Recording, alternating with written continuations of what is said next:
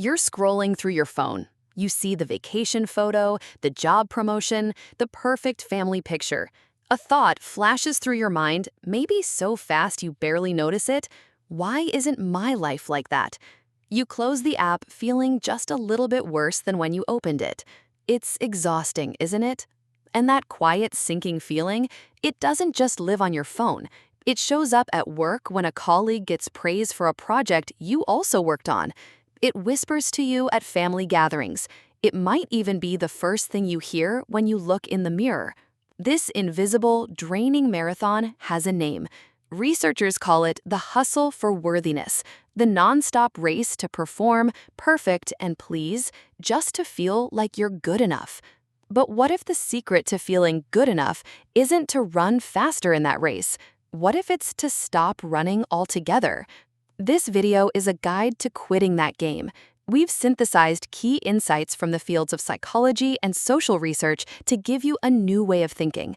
It's about building a foundation of self-worth that isn't fragile, that doesn't depend on likes or promotions, and that doesn't crash the moment you see someone else succeed. So let's pull back the curtain on this hustle for worthiness. What is it really? It's the deep-seated, culturally wired belief that our value as human beings isn't inherent, but is something we have to earn, prove, and defend every single day. It's that little voice in your head that whispers a long list of prerequisites for your own self-worth. I'll finally be good enough when I lose the weight. I'll be worthy when I get that promotion. I'll be acceptable when everyone thinks I'm a perfect parent, a perfect partner, or a perfect friend. It places the feeling of enough on a horizon that you can never, ever reach. It's a trap. And if the hustle is the exhausting game we're all forced to play, there has to be a way to keep score. That brings us to the engine that powers this entire machine: comparison. Think about it. We all carry around an invisible measuring stick. We pull it out when we're at work, when we're with our friends, and especially when we're scrolling online. And we start measuring. Is my progress as good as theirs?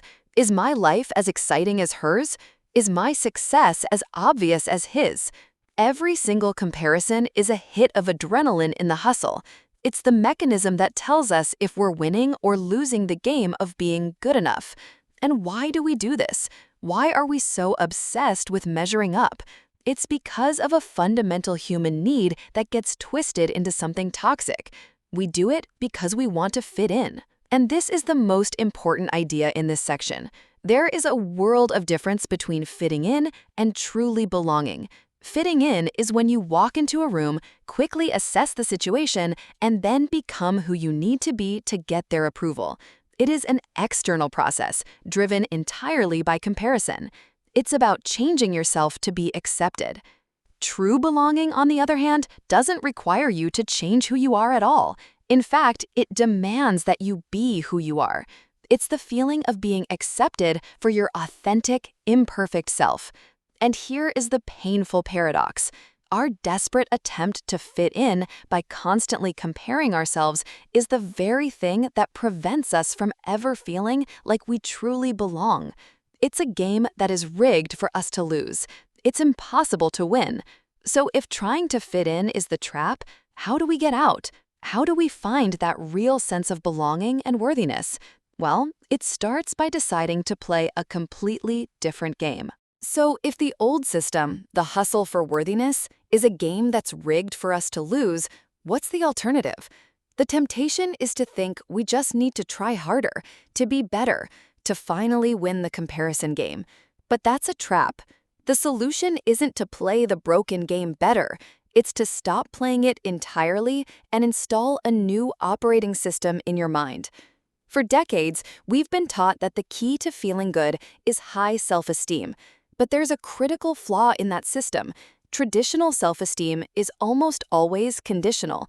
It depends on you feeling special and above average. It only works when you're winning. This is why your sense of worth can feel like a roller coaster. You get a compliment and you're soaring. You make one mistake or see someone else's glamorous vacation photo and you come crashing down. It's a house of cards built on the shaky ground of being better than. It's exhausting. So, what's the new operating system? It's called self-compassion. And I know what you might be thinking. Compassion? Isn't that a bit soft?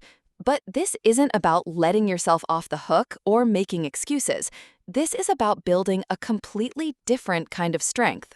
Think of it this way. Self-esteem is like a trophy you have to win over and over again. Self-compassion is like a powerful, durable safety net that you build for yourself. It's not there just when you win the race. It's there to catch you when you stumble. It's a source of worth that is unconditional. It's stable, it's resilient, and it's available to you at your absolute worst, which is when you need it the most. So, what does that actually look like in practice? How do we weave this safety net for ourselves? Well, this new operating system runs on 3 core applications, 3 powerful tools you can start using the moment this video is over. The first tool is self-kindness. It's the direct antidote to that brutal inner judge. Let's imagine it. You just made a mistake at work. You missed a deadline, or you found a flaw in a project you just submitted. What's the first voice you hear? For most of us, it's the voice of the inner critic. It comes in fast and harsh. You're an idiot. How could you do that? You always mess things up. You're a failure. We put ourselves in front of an internal firing squad. But what if, in that moment, you could make a different choice? What if you decided to treat yourself with the same kindness you would offer a good friend who just made the same mistake? That's self-kindness. The voice sounds completely different. Oof, that was tough. That feels awful. It's okay. Everyone makes mistakes. Let's take a breath. What can we do to make it right? See the difference? You're not ignoring the problem. You're just refusing to add a layer of self-abuse on top of it. You're comforting the pain, not just attacking the person who feels it. But the inner critic doesn't stop there. After it attacks you, it isolates you. This brings us to our second tool, common humanity. Comparison tells you a devastating lie. It whispers, "You are the only one who struggles like this. Everyone else has it together. You are uniquely flawed." And in that moment, you feel completely alone, stuck under a spotlight of shame. Common humanity is the tool that shatters that spotlight. It's the profound and relieving recognition that imperfection is not what separates you from others. It's the very thing that connects you to every single person on the planet. Struggle, failure, and pain are not signs of your personal deficiency. They are fundamental parts of the shared human experience. The moment you realize your pain is the same pain others feel, it changes. Your feelings of inadequacy don't make you an outcast, they make you part of the club. It is the ultimate antidote to isolation. Okay, there's one final piece. Even with kindness and a sense of connection, the feeling of not good enough can be overwhelming. We feel like we're drowning in it. This is where we need our third tool, mindfulness. The trap we fall into is called over-identification. The thought, "I feel like a failure," quickly morphs into the devastating conclusion, "I am a failure." We fuse with the feeling until it becomes our entire reality. Mindfulness is the skill of creating a little bit of space. It's the power to observe your thoughts and feelings without being consumed by them. You don't have to fight the storm or pretend it isn't there. You just have to remember that you are not the storm. Here's the most powerful way to think about it. You are not the cloud. You are the sky. Your feelings of inadequacy, sadness, or failure are just clouds passing through. They might be dark and stormy, but they are temporary. The sky, your core awareness, your true self, is vast, stable, and always okay, no matter what the weather is doing. These are your tools: self-kindness to answer your inner critic with care, common humanity to remember you're not alone, and mindfulness to observe your feelings without becoming them. And when you start using them, you're no longer just surviving the hustle. You're building the foundation for a life that is truly and authentically yours. So what happens when you start using these tools? What is the ultimate reward for building this internal safety net of self-compassion? The answer is simple: freedom. When you know deep down that you have a safety net to catch you, you are no longer terrified of falling. And when you're not terrified of falling, you are finally free. You are free from the tyranny of the supposed tos. That long list of expectations from family, from society, maybe even from yourself, begins to lose its power. You can finally stop chasing the life you think you're supposed to want and start asking what makes you truly come alive. You are free to be creative, to write that story, to paint that picture, to start that project, not because you think it will be a masterpiece, but for the simple, pure joy of making something that is uniquely yours. And maybe most importantly, you are free to be uncool. There's a powerful story about a researcher and her young daughter, Ellen, who were shopping in a nice department store. Suddenly, Ellen starts dancing, the robot, right there in the aisle, full of unself-conscious joy. The mom looks up and sees them, a group of perfectly put together, magnificent moms watching her daughter, whispering and judging. And in that moment, she faced a choice that we all face every single day. Does she betray her daughter's joyful spirit to fit in with the cool crowd? Does she shush her, saying, "Stop that, what will people think?" Or does she betray the expectations of the crowd to stand with her daughter? She chose her daughter. She started dancing. That choice is the entire point.